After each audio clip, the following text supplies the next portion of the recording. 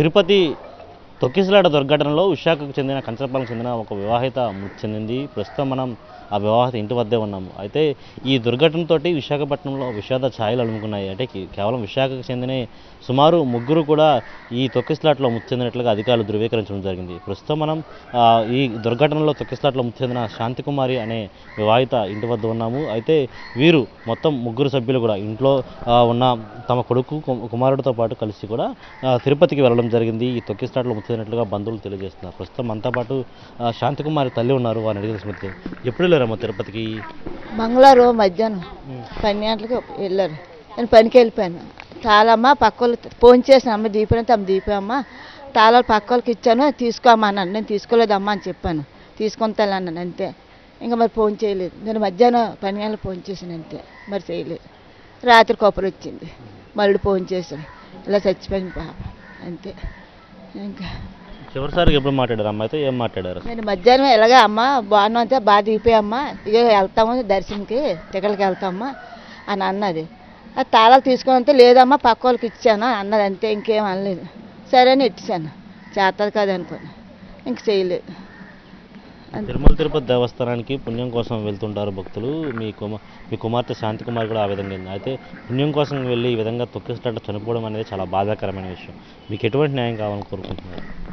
ఆయమందరూ మాకు లేదు సార్. వాళ్ళకైతే ఏ ఆధారం లేదు. ఆ పిల్లడు వాళ్ళ నాన్నగారు కూలి పనికి వెళ్తాడు, వాళ్ళ అమ్మ కూలి పనికి వెళ్తుంది. ఒక్కడే కొడుకు. వాళ్ళకి మరి మీరే న్యాయం చేయాలి. మరి ఆ అబ్బాయికి అయితే ఏట్లేదు. మరి వెనక ముందు అది దీంట్లోనే ఉంటున్నారు. అసలు ఇలాంటి తొక్కిసలాట ఘటన అంటే చాలా పకడ్బందీగా బందోబస్తు ఏర్పాటు చేయాలి, పోలీస్ సెక్యూరిటీ ఉండాలి. కానీ మా చెల్లి చచ్చిపోయినప్పుడు కూడా చూపించలేదంట సార్. లోపల పట్టుకొని వెళ్ళిపోయారంట. పట్టుకెళ్ళిపోతే మార్నింగ్ మా చెల్లెల బాబు చూపించండి ఫోటో చూపించి మా అమ్మ కనబడలేదంటే అప్పుడు చూసి చెప్పారంట, బాబు మీ అమ్మ అయితే కాలు ఇరిగింది హాస్పిటల్ వేసామంటే ఏ హాస్పిటల్ ఎదుగుతుంటే ఏ హాస్పిటల్ అని తిప్పుతున్నారంట. దగ్గరికి వెళ్ళాక మా చెల్లి మీద చస్మ చేసి ఇలాగ నొక్కుతున్నారంట. ప్రెస్ చేస్తుంటే మా మరిది చూసినప్పటికీ లోపలికి వేస్తారంట రూమ్లోని. వేస్తుంటే చూపించమంటే ఇప్పుడు టైం 12 దగ్గర అయిపోతుంది. ఇప్పుడు దాకా బాడీని చూపించలేదంట సార్ మా మరిదికి మా అబ్బాయికి కూడా. అక్కడ వాళ్ళు నించొని ఆ బాబు ఏడుస్తున్నాడు. వాడికి ఏమీ తెలీదు. వాళ్ళ అమ్మ ముగ్గిసి ఎప్పుడు ఉండలేదు. వాడు ఒక్కడే వాళ్ళిద్దరు అయిపోయారు. అక్కడ ఎవరు ఉంటే కదా వాళ్ళు చూస్తారు. మేము చూస్తే ఇక్కడ ఉన్న వాళ్ళు అక్కడ ఉన్నారు.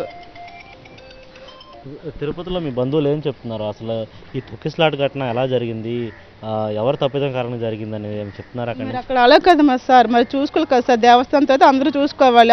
వాళ్ళకి బట్టే కదా అక్కడ అలా తొక్కిసలాట అయ్యింది. లేకపోతే ముందు అలాగ అయ్యింది అంటే సార్. ఇప్పుడు ఎందుకు అలాగ అయ్యింది చూసుకోవాలి కదా. మీకు ఎంతమంది పిల్లలమ్మా? కేవలం శాంతికుమారి ఇద్దరు పాపలు? ఇద్దరేనమ్మా. మాకు పిల్లలు ఇంక లేరు. మా ఆయనగారు చనిపోయారు. పిల్లలు చిన్నప్పుడే మా ఆయనగారు చనిపోయారు. అప్పుడు కానీ పెంచుకొని పెద్దలు కవలేరండి. కింద కూతురు వెళ్ళిపోయింది అండి. ఆ కూతురు వెళ్ళిపోయింది. నేను వెళ్తుంది చెప్పుకోనమ్మా.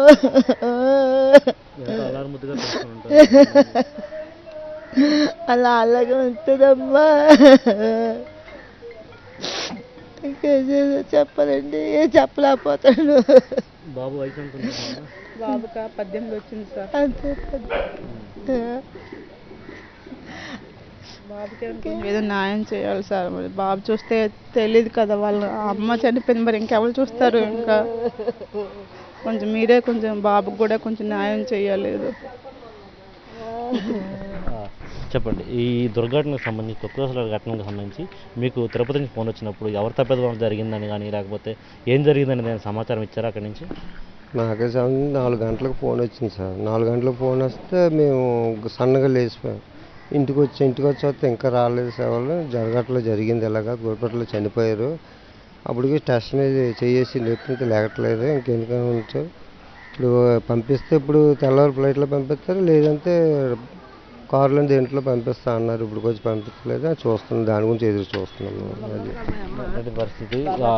శాంతికుమారి మరణం పట్ల తీవ్ర ఇబ్బంది వ్యక్తం చేస్తున్నారు. అదేవిధంగా ఈ కంచరపాలెం చుట్టుపక్కల ప్రాంతాల్లో కూడా చాలా కాలం నుంచి వీరు నివాసం ఉంటున్నారు. ఇలాంటి తరుణంలో ఈ దుర్ఘటనలో తొక్కిసలాటలో మృతి చెందడం చాలా బాధాకరమని. అయితే దేవస్థానం సరైన చర్యలు తీసుకోకపోవడంతో, ప్రభుత్వం సరిగా పట్టించుకోకపోవడంతో ఈ తొక్కిసలాట ఘటన జరిగిందని కూడా బాధితులు చెప్పిన పరిస్థితి కనిపిస్తుంది.